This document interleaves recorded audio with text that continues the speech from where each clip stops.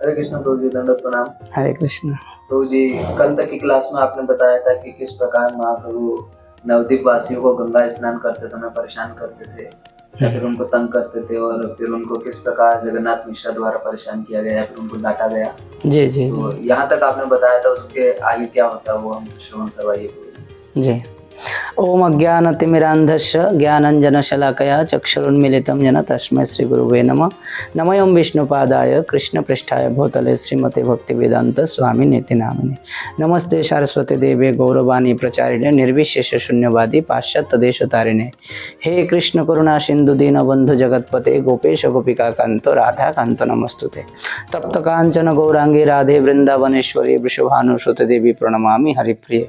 वाञ्छा कल्पतरुहस्य कृपा सिंधुभ्येव च पतितानां पावनेभ्यो वैष्णवेभ्यो नमो नमः।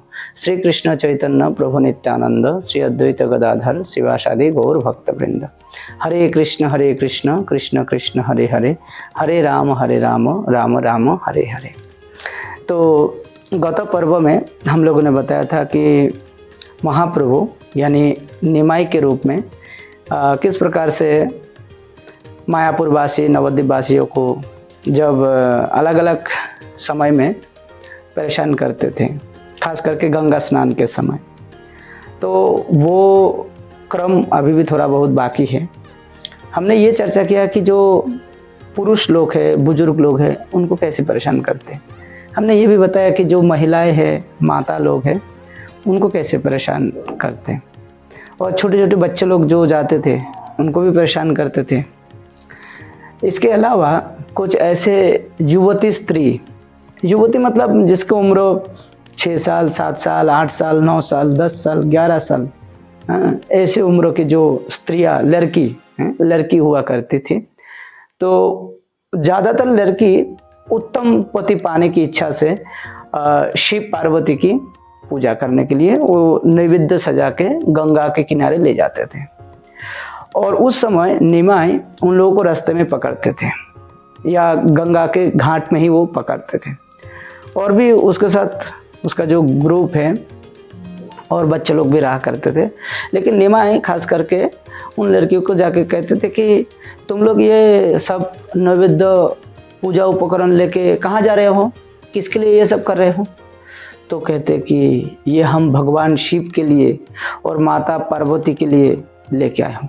अरे शिव और पार्वती तो मेरा दास दासी है, तुमको पता नहीं है, मैं ही भगवान हूँ और ये सब मुझे दे दो, उससे तुम लोगों को कल्याण हो जाएगा।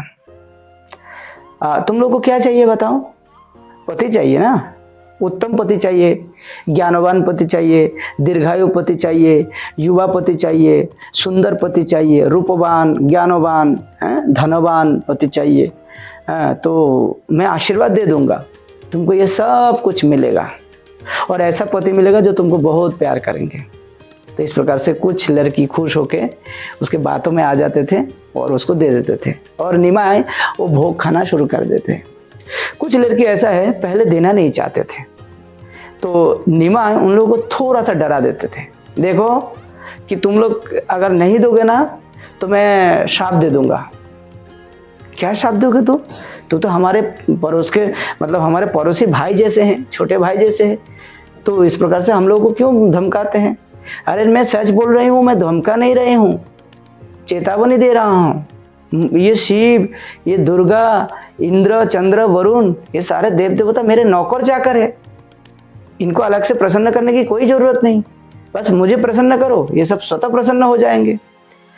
बात तो सही है, लेकिन उस समय तो कोई नहीं मानेगा इस बात को। हैं यथा तरुर्मूल निषेचनेन तृप्पन्ति तत्स्कंद भुजोपशाखा प्राणोपहाराच्च जथेन्द्रियानाम तथैव सर्व अर्हनम अच्युत इज्जा। तो भगवान अच्युत को हम अगर कुछ अर्पण करेंगे तो सारे देवता स्वतः प्रसन्न हो जाते हैं। जिस प्रकार से किसी वृक्षों की जड़ में आप अगर जल सिंचन करेंगे तो पूरा वृक्ष हरा भरा हो जाता है, और किसी मानव शरीर में अगर पेट में, उदर में अगर भोजन डालेंगे तो पूरा शरीर हृष्ट पुष्ट हो जाता है। इसी प्रकार भगवान विष्णु, भगवान अच्युत, भगवान कृष्ण, भगवान महाप्रभु, अगर इनको हम कुछ अर्पण करते हैं तो वो सभी देव देवताओं को स्वतः मिल जाता है। तो खैर महाप्रभु के इस बातों में आ गए हैं। तो कहते कि अगर हम नहीं देंगे तुमको फिर हमें क्या होगा? तो कहते कि तुम लोगों को बूढ़ा बूढ़ा पति मिलेगा, जो जिनके पहले ही घर पे सतीन है, सतीन, दो दो तीन तीन शादियां कर चुके हैं, ऐसे सतीन जिनका उम्र 60 साल 70 साल 80 साल उम्र के है, ऐसे बूढ़ा बूढ़ा पति मिलेगा। और उन लोगों के पहले से हो सकते घर में पुत्र पुत्रियां है, तो उसी घर में तुम्हारा भी शादी हो जाएगा, फिर तुमको सतीन के साथ झगड़ा करना पड़ेगा, तो इसलिए जीवन भर दुखी हो जाओगे, बीमार रहोगे, तो या पति का प्यार नहीं मिलेगा, ऐसे करके उनको डराते थे। तो डर के मारे भी कुछ लड़कियां महाप्रभु को अपना नैवेद्य दे के चले जाते थे, लेकिन कुछ लड़कियां सचमुच थोड़ा ठीठ होती थी, वो लोग नहीं देते थे। कहते कि देखो तुम जगन्नाथ मिश्र जो हमारे काका जी है, गांव के संबंध में काका जी है, तुम उनके लड़के हो, हमारे छोटे भाई जैसे हो और हमारे पड़ोसी हो कि इस प्रकार से हमारे साथ तुम नटखटपन दिखा रहे हो, ये सही नहीं है, तुमको कुछ भी नहीं देंगे, ऐसा कहकर वो लेके चले जाते थे, भाग जाते थे। और महाप्रभु चिल्ला चिल्ला कर उनको बोलते थे कि तुमको बुरा पति मिलेगा, तुमको विधवा होना पड़ेगा, ऐसे बहुत कुछ बोलते रहते थे। तो ये सब लीला है, वृंदावन दास ठाकुर इसको खोल खोल के लिखते हैं। इसके बाद महाप्रभु के जीवन में थोड़ा सा एक मोड़ आ जाता है। मोड़ महाप्रभु के कारण नहीं आता है, महाप्रभु के बड़े भाई विश्वरूप के कारण ये मोड़ आता है। तो आज हम विश्वरूप के बारे में थोड़ा सा सुनेंगे। ये विश्वरूप जगन्नाथ मिश्र के बड़े बेटा है, यानी 8 कन्या संतान जब शांत हो जाते हैं, इसके बाद जगन्नाथ मिश्र और सची माता साल भर विष्णु व्रत करते हैं, जिसका जिक्र मैंने पहले ही बताया था। तो उसके बाद भगवान कृपा करके विश्वरूप को उनके पहले संतान के रूप में भेजा है। और ये विश्वरूप बहुत ही विनम्र था, बहुत ही सुंदर था, उसका शरीर का अंग कांति बड़ा अद्भुत था, उसका बाल घुंघराले थे और वो सत्यवाद बोलते थे, वो कभी भी हंसी मजाक नहीं करते थे, हमेशा एकदम सीरियस मोड में रहता था। और वो अद्वैत आचार्य के पाठशाला में जाया करता था और वहाँ पे वो पूरा भागवत कंठस्थ कर लिया, वेदांत सूत्र कंठस्थ है, 4 वेद कंठस्थ है, कई सारे पुराण उसका कंठस्थ हो गया। इतने ज्ञानी होने के बावजूद भी अगर कोई कुछ प्रश्न पूछे तो वो विनम्रता पूर्वक उत्तर नहीं देता था। जब देखते थे कि मेरे आसपास में बहुत सारे उम्र में बड़े व्यक्ति बैठे हुए हैं तो वो उत्तर देने में शर्माते थे, जबकि वो सर्वज्ञ महाज्ञानी था। तो एक बार ऐसा हुआ था कि ये विश्वरूप अद्वैत आचार्य की पाठशाला में वो क्लास में बैठे हैं और सची माता निमाई को कहा कि निमाई ये भोजन तो बन गया है, तो भगवान को भोग भी लग चुके हैं, तुम तुम्हारे भैया को जाके बुला के लाओ, देखो किधर है। तो निमाई वो विश्वरूप को पुकारने लगे, भैया भैया, तो इधर उधर बहुत चिल्लाया लेकिन मिला नहीं। बाद में सची माता को आके पूछते, कहते हैं कि मैया वो भैया तो आसपास में नहीं है। तो कहते कि वो निश्चित तौर पर अद्वैत ठाकुर के टोल में होंगे, तुम वहां पे जाके उनको बुला के लाओ। तो फिर वो जोर जोर से चिल्ला चिल्ला कर भैया ओ भैया ओ भैया, ऐसे जोर जोर के चिल्ला चिल्ला कर वो अद्वैत आचार्य के टोल में जाते थे। ज़्यादा दूर नहीं था, मुश्किल से 300-400 फीट की मीटर की दूरी में हुआ करता था। तो दौड़ लगा के जाकर फिर वहाँ पे जो क्लास हो रहा है, प्रवचन हो रहा है, जो भी है, वहाँ के बीच में जाके वो प्रकट हो जाते हैं। उनके शरीर में, निमाई के शरीर में कुछ नहीं होता था, केवल एक छोटा सा धोती जैसा पहना हुआ रहता था। कभी कभी पैर में जो है पायल रहता था और बाकी शरीर जो है खाली हुआ करता था और घुंघराले बाल होता था और गले में छोटा सा कंठी माला हुआ करता था। और जाके कहते हैं भैया भैया, तो वो क्या पढ़ा रहे हैं, क्यों, मतलब वो सब ध्यान नहीं देते, सीधा जाके भैया को बोलते, भैया भैया मम्मी बुला रहे हैं, आओ ना, भोजन के समय हो गया है। और इधर में अद्वैत आचार्य, श्रीवास पंडित, मुकुंद, बाकी सारे जो भक्त लोग हैं जो थोड़ा सा उम्र में बड़े थे महाप्रभु से, वो निमाई को देख के सब एकदम चकित हो जाते थे, मूर्ति जैसा रूप धारण कर लेते हैं, एकदम स्टैचू जैसे, और सब अपने पाठ पढ़ाई सब कुछ बंद करके इस छोटे बच्चों को निहारते रहते थे। और विश्वरूप उनके बीच में से फिर आचार्य ठाकुर की तरफ देखते थे और उनसे मतलब अनुमति ले लेते थे इशारा से, और फिर अपने जो पांडुलिपि है उसको घुटाकर फिर वो छोटे भाई के साथ वापस आ जाते थे। इस प्रकार से ये मतलब हर 1-2 दिन अंतर अंतर की घटना होता ही था। और वो खुद भी पढ़ाई करते थे। हाँ, उसकी उम्र करीब करीब अभी 6 साल हो चुका है, 6 साल 7 साल, और वो खुद व्यक्तिगत रूप से गंगादास पंडित के टोल में पढ़ते हैं, और इधर में विश्वरूप जो है वो अद्वैत आचार्य के टोल में पढ़ते थे। दोनों के लिए अलग अलग कोचिंग की व्यवस्था है। तो ये फ्री में पढ़ाते थे, कोई पैसा नहीं लगता था। पहले जमाने में जो है कविराज जो चिकित्सा करते थे और शिक्षक जो पढ़ाते थे उसके लिए कभी पैसा नहीं लेते थे। हाँ, गृहस्थ वाले के पास अगर सामर्थ्य हो तो बहुत कुछ भेंट जरूर देता था, सामर्थ्यवान गृहस्थ लोग देते थे, गरीब लोग कुछ नहीं दे पाते थे। तो जगन्नाथ मिश्र गरीब ही था, ज़्यादा उसके पास पैसा वैसा नहीं था, इसलिए दोनों बच्चे जो है ऐसे फ्री पाठशाला में जाके पढ़ाई करते थे। तो ये विश्वरूप जब बातें करते थे उनके मुंह से मानो मणि मुक्ता निकालते हैं, ऐसा मतलब बहुत मीठा बोलते हैं, कम बोलते हैं, मुस्कुराते हैं ज़्यादा, और मतलब चुपचाप रहना ज़्यादा पसंद करते थे, और फालतू बिल्कुल कोई बात ही नहीं करते थे, और जो भी बोलता था केवल सच बोलता था, और जो भी बोलता था ज़्यादातर बात शास्त्रों से बोलता था। तो विश्वरूप ने एक छोटा सा पुस्तक भी लिखा था।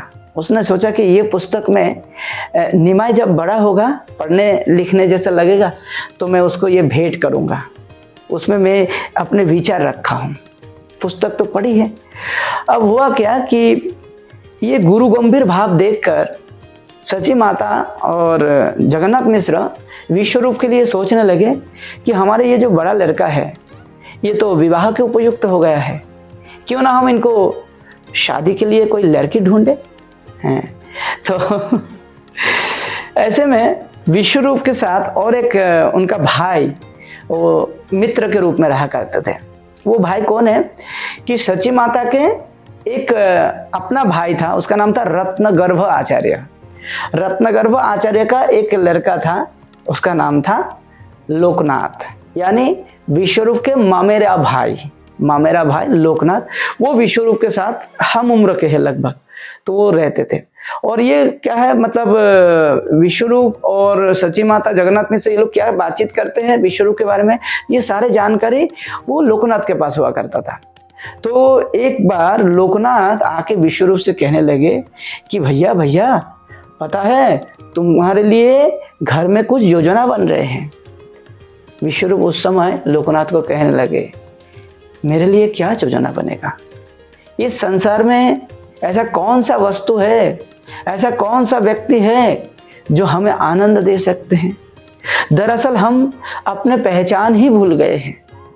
हम भगवान के नित्य दास हैं, कृष्ण के नित्य दास हैं, लेकिन हम इस पहचान को भूलकर अपने आप को भोक्ता मानने लगे हैं, कर्ता मानने लगे हैं, जबकि कर्ता तो हम है ही नहीं। इस संसार के हर वस्तु मिट्टी, अग्नि, जल, वायु, आकाश 5 तत्वों से बना हुआ प्रपंच है, और इस प्रपंच से बना हुआ पूरा संसार में जो संबंध होता है वो भी झूठा ही होता है, अस्थायी होता है। कोई बोलते कि ये मेरा बीवी है, ये मेरा बेटा है, ये मेरा पिता है, ये मेरा माता है, ये मेरा भाई है, ये मेरा बहन है, ये मेरा ससुर है, ये मेरा सासू माँ है, ये मेरा बुआ है, ये मेरा फूफा है, ये मेरा चाचा है, ये मेरे बड़े पापा है, दादाजी है, नाना जी है। सारे के सारे संबंध जो है ना खून का रिश्ता है।